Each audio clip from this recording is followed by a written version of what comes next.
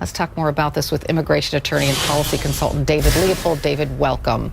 So, by the way, this farmer is now getting death threats for employing this man.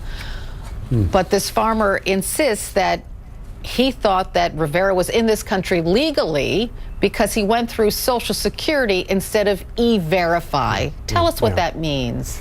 Yeah, well, first, of course, I want to express my heartfelt condolences to the Tibbetts family. I mean, what happened to this innocent young woman is a tragedy, and the perpetrator needs to be prosecuted. And I think we ought to follow the lead of the family here in not politicizing this.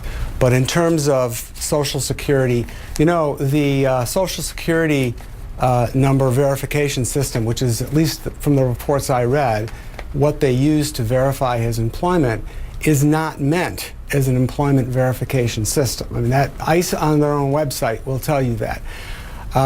Look, our employment verification system needs updating, not just in this situation, but it's confusing for employers, it's confusing for employees, it's outdated, and it needs to be fixed. It needs to be updated. And, you know, along with updating that, perhaps to an electronic verification system, we also need to update the immigration law itself. You can't have one without the other.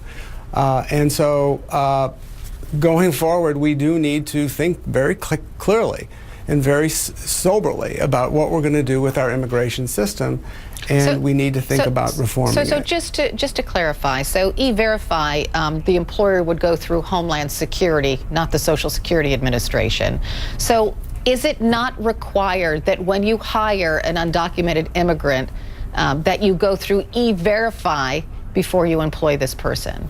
E-Verify, Carol, right now is not mandatory. It's a voluntary system. It's mandatory in certain states or with government contracts, but it's still a voluntary system. But even if someone is using E-Verify, which is the electronic verification system, as you correctly point out, that goes through Homeland Security, what E-Verify does is takes the information that a prospective employee gives the employer when they're the first day of work on what we call Form I-9. Most of us remember when we got our jobs, we had to fill out what's called Form I-9, and you have to provide documents which show that you're authorized to work in the U.S.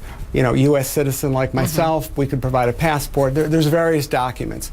So what happens with E-Verify, Carol, is those documents are then tested against, are then run against the documents in the Department of Homeland Security database, as well as the Social Security Administration database. That's how E-Verify works. Okay. So it's really a two-step program. Two-step program, which you say it should be mandatory to go through E-Verify. I think that's what the Iowa Senator Chuck Grassley is fighting for as well. Of course, we'll continue only if we have immigration reform, though, Carol. Otherwise, it won't work, and under the current situation.